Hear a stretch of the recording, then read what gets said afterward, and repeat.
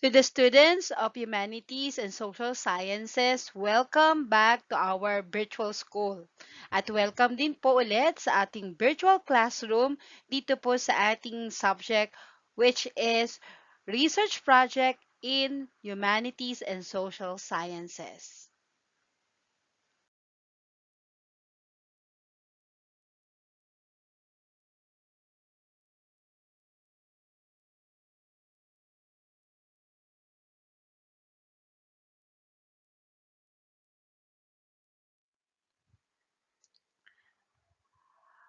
Research project for humanities and social sciences is the application of what you learn in your practical research 1 and practical research 2.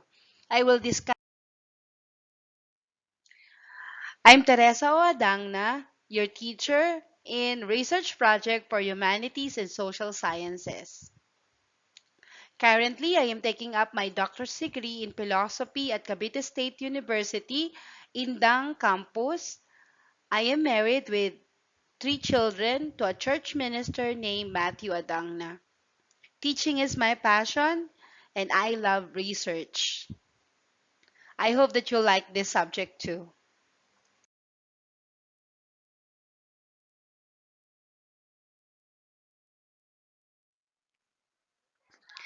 First and foremost, my dear students, I would like to congratulate all of you for persevering in your study even in the midst of pandemic. Alam naman natin ang mga pagbabagong naganap sa atin while studying. And even as teachers are greatly affected in this type of new normal setup. That's why I am very, very happy that in the midst of this, you still do your best in learning. You persevere. Actually, new normal has changed and it brought us difficulties as a teacher, students, and even to your parents. Kaya again, I would like to extend my congratulations to all of you for doing it. Don't worry, ilang hinga na lang, ilang hakbang na lang, ilang buwan na lang. And even it's just a virtual graduation, alam ko you could reach your dream. And let not this type of environment and this challenge, pandemic, stop us in reaching our dreams.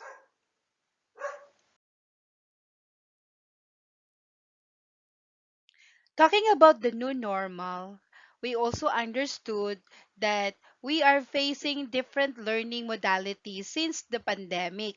So ngayon po, explain ko po sa inyo ang two different types of learning modalities na ginagamit natin in this new normal learning and teaching strategy. Okay? So let me explain to you at kung ano ang gagamitin nating modality sa klase natin.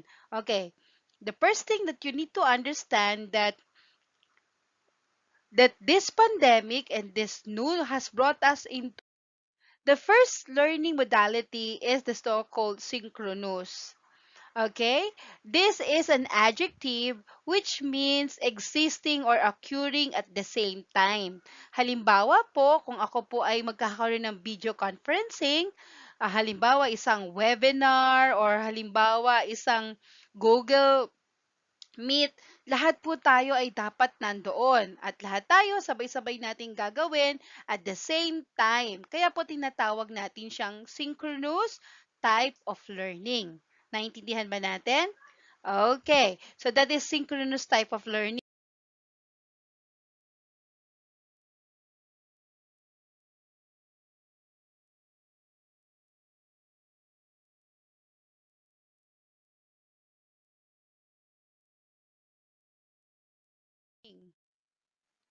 Another type of learning in this new modality, in this new normal way of learning, is the so-called asynchronous.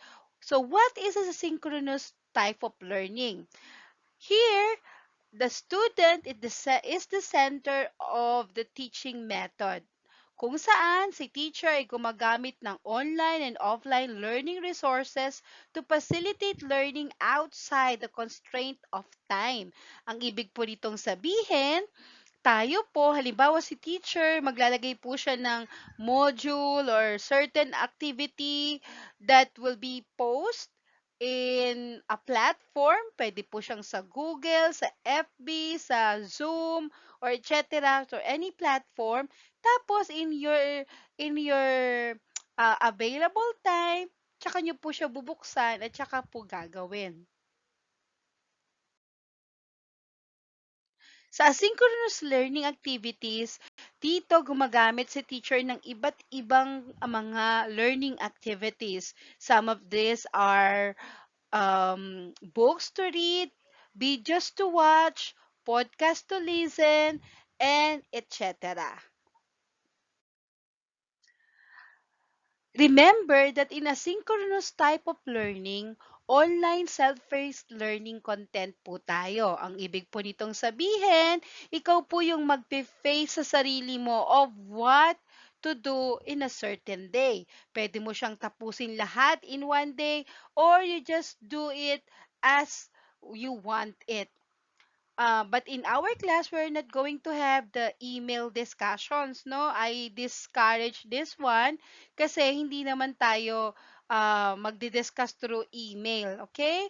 And then, handouts, article books are all posted sa ating pong web page. Later, I will be um, discussing this kung ano po yung ating pong web page together.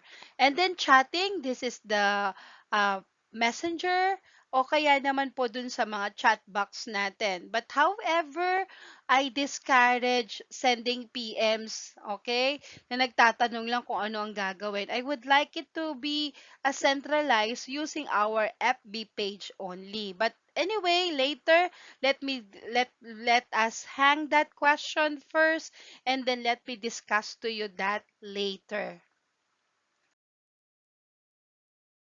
So I guess your question is, what are we going to use or what type of modality we're going to use in our class here in research project in Humanities and Social Sciences. Mga anak, parehas nating gagamitin ang synchronous at asynchronous type of learning.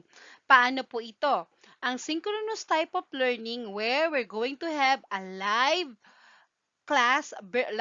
virtual class with participants at the same time ay gagawin natin to every Monday at 4 p.m.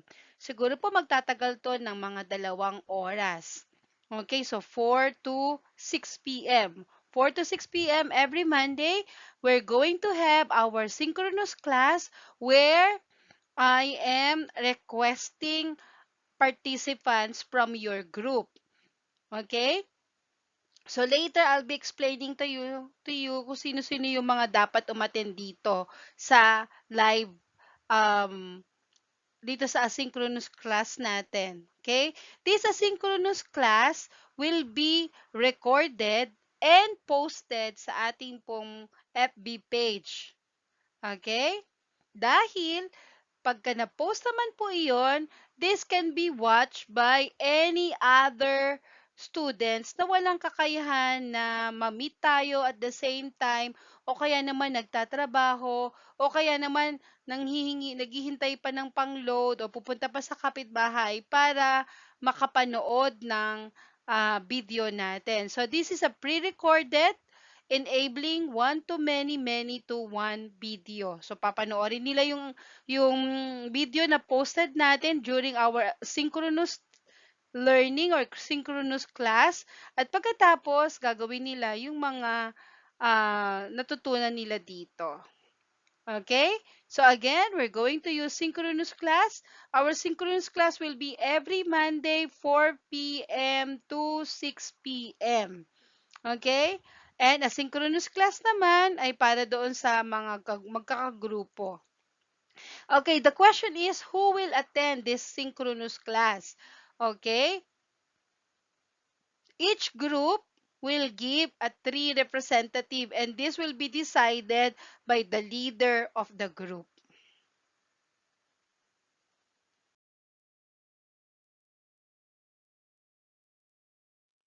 So reminders ko lang uli para po sa lahat that our synchronous class will be every Monday, 4 p.m., and this will be once a week. Okay, again, our synchronous class who will be attended by 3 participants of each group every Monday, 4 p.m., once a week via Zoom. Yung link po nito ay ipopost ko na lang sa ating pong webpage. Okay? So, the leader of the group will be the one to decide kung sino yung pwedeng maka-attend. So, it's very important later na mapag-isipan nyo kung sino-sino yung member ng grupo ninyo at sino ang leader nyo. Kasi yung leader din po ang magde-decide kung sino-sino yung mga attend ng synchronous class natin.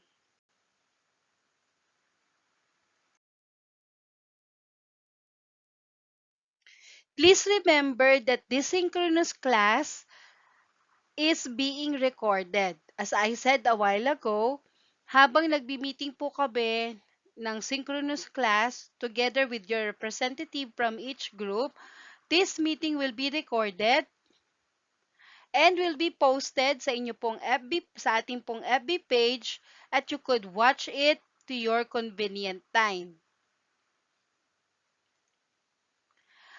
Please remember that though we are also using asynchronous where this is a self-paced type of learning, still meron pa rin po tayong deadline. Ayan, napaka-importante na deadline to meet. Okay? Hindi pwedeng sabihin po na, ay hindi ko nagawa ma'am kasi po busy ako.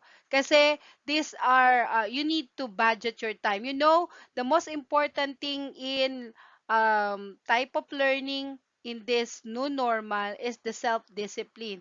Nasa inyo po yan kung paano nyo po didisiplinahin ng sarili nyo, hati-hatiin ng mga oras para makagraduate.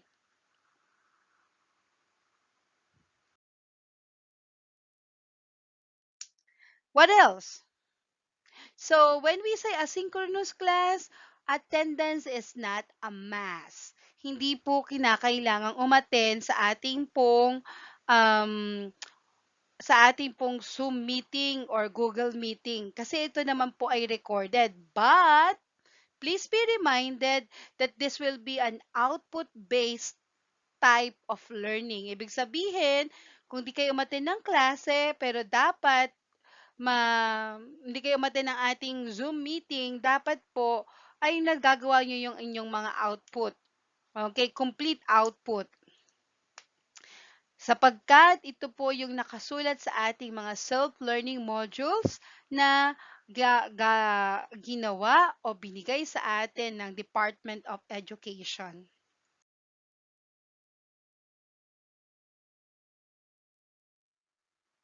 So the question is, are you ready? Okay?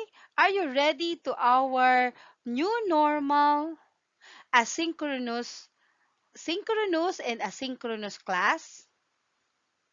Okay, sana narinig ko yung ready nyo, ha? Okay. So, what are the things you need to do? Okay, hold on. Alamin muna natin kung ano yung mga dapat nating gawin sa ating virtual class. Okay? O dito sa ating synchronous and asynchronous type of learning.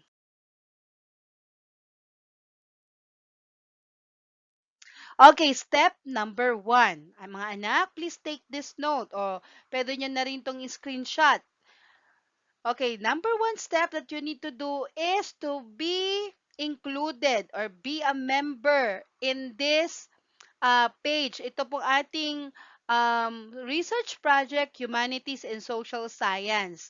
So, please, again, be included, be a member, or follow the webpage that we have, that is the facebook.com/group/we love research, all small letter.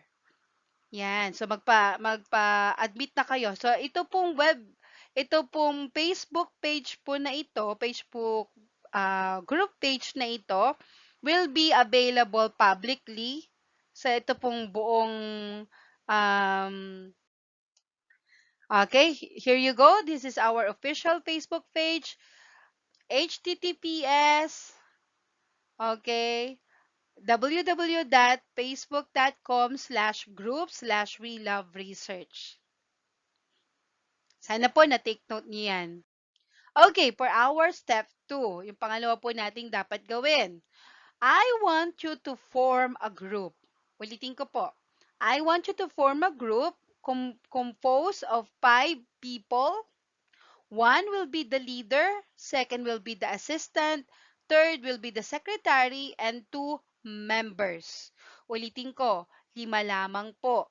Doon sa mga mahuhuli na hindi na kaya na makapag-group, at hindi kayo nahuli na, hindi kayo nagkaroon ng kasama sa group, you are bound to make your research project by yourself. Okay? Ayan. So, sino-sino at ano-ano ang mga katungkulan ng bawat miyembro ng grupo na aking pong ipinapagawa sa inyo? Leader. Okay. The leader is the vital person sa kanya pong grupo. Why? Because that person, this leader will be attending and directing ng kanila pong research project, yung gagawin po nating research. Kaya sila po yung dapat na, siya yung number one person that needs to attend yung ating synchronous class via Zoom, which will be recorded and played anytime sa ating pong Facebook page. Siya po ay i-assist ng kanyang leader at will be also helped by the secretary. So, itong tatlong to, siya yung inaasahan ko na atin ng ating pong synchronous class. However, ang ating pong leader ay may karapatan na magpadala ng ibang tao. For example, sabihin ni leader, okay, I want member A and member B to attend the synchronous class ni ma'am. Kayo ang bahalang mag-take note, etc. And to discuss to our group kung ano yung mga napag-usapan ninyo sa klase. Sa synchronous class ni Ma'am Adangna. So, okay? So, again, I want you to make a 5-member group kung saan pipili kayo ng leader, assistant, and your secretary, and the 2 members will be the one to help the group. Okay, everyone has its vital part. So, dapat dyan, wala dyang dumbbell ha. Ano yung dumbbell? Ibig sabihin po ng dumbbell, yung pabigat lang sa grupo. Okay? Okay, so that is our step 2.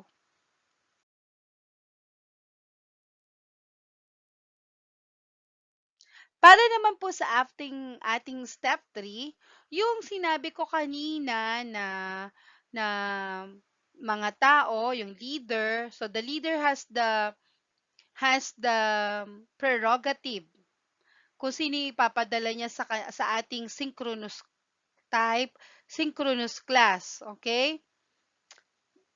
Okay, para umattend ng ating virtual classroom. So, I have here virtual classroom rules. So, kagaya ng sinabi ko kanina, every Monday, 4 p.m., 4 p.m. is our virtual class. Okay? Our synchronous class. Okay, this should be attended by the 3 representative ng inyong grupo. Well, sabi ko kanina, hindi naman to based ng attendance, pero kapag may mga questions kayo at kapag nahirapan kayo, hindi nyo siya pwedeng sabihin sa akin through chat kasi mahirap pagpaliwanag ng research sa chat. Kaya sinasabi ko, umattend kayo ng virtual class natin. Pumili lamang kayo. Halimbawa ganito, siguro the best thing that you can do is to find group mates. Halimbawa, kung ikaw ay walang kakayahan, wala kang internet sa bahay, tapos maghanap ka ng leader na merong internet para magkatulungan kayo. Okay? Kasi iilan lang naman ang a-attend. Yung may internet lang naman ang a-attend ng ating virtual class. So what are the things that you need to understand or you need to be mindful when it comes to a virtual classroom? Number one, come on time. Please be on time. Ang oras po natin sa virtual classroom po natin ay 4 p.m. Tapos na yung lahat ng klase nyo at once a week lang siya. Every Monday lang. Okay? All questions should be discussed in that class. Okay, for example, I will be explaining, for example, chapter 1 ng research. So, dapat umatin na doon yung may mga questions, okay? So, I could attend your question kasi napakahirap magpaliwanag po sa chat. So, please come on time. Act like you are at the school. Di ko naman sinabing mag-uniform kayo, but I will be happy to see you working in a nice place. Halimbawa, nakaupo kayo ng maayos, hindi masyadong maingay and sit in an eye spot kung saan makikita namin kayo. Eh ma'am, kailangan po ba mag-turn on ng camera? Of course, kasi nga kaya nga kayo pinili ng grupo na umattend ng virtual class kasi kayo yung may kakayahan na mag-turn on ng camera. But however, hindi ko naman lagi ipapa-turn on yung camera, especially when I am discussing. Okay? At ito naman po kasi ay recorded din. Okay? So keep yourself muted, especially kung hindi kailangan. Raise your hand when you want to talk. Listen carefully. No eating during class. Eat your food siguro before and after the class. And have fun and let us do our best. Okay? So, yan po yung mga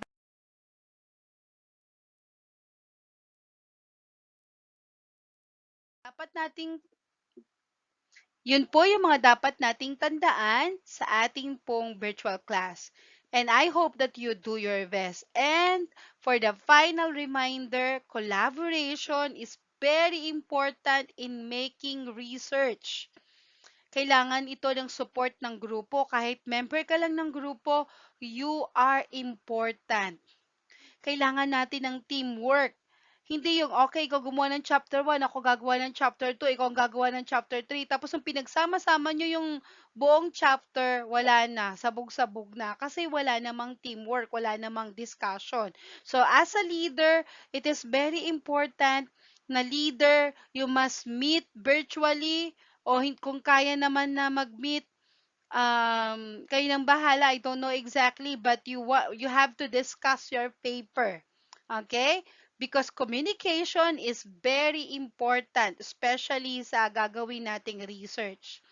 Trust, pagtitiwala, motivation, you need to be motivated to do, you need to be inspired to achieve your success here in your research project. Okay? So, I hope na naintindihan nyo yung mga dapat na mga pinapagawa ko. So, yung inyo pong mga chat box ng grupo natin, ay pwede nyo naman ako isali, wala namang problema doon. But, I will entertain only questions regarding our papers during our synchronous or during our Zoom meeting or Zoom class na posted after sa FB page natin. Okay, so whether you are online or offline. So the next question is, ma'am, saan po namin isusulat ang aming po mga papel? Yan po siguro yung isang magandang tanong sa atin. Okay, I'll be discussing that later. Siguro po after this video, after this presentation, I'll be discussing to you what are the things that you need to do. Okay.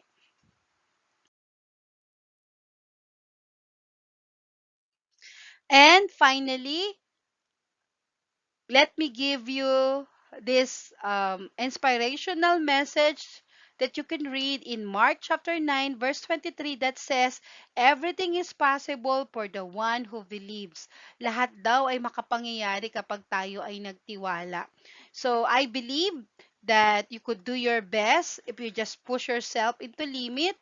I also believe that you could study hard, you could do your best in school, even you are working, even there is a pandemic, or even difficulties along the way. As long as you believe and you put your mind in the things that you want to do, you could achieve your dreams. Okay? So thank you very much for listening. I hope yung ating step 1, step 2, and step 3 ay gawin nyo na. And then by Monday next week, I'll be meeting you. Siguro ipopost ko po sa ating pong FB page, yung ating pong official FB page, yung ating Zoom meeting.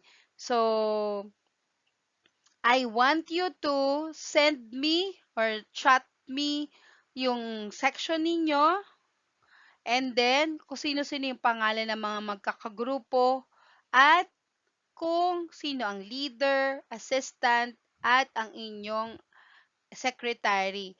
Hindi po nyo i-chat sa akin hindi nyo po i-PM, ano, doon mismo sa FB page natin, ilalagay ninyo per section. Okay? I'll be also giving you a Google Drive, and that is for further notification.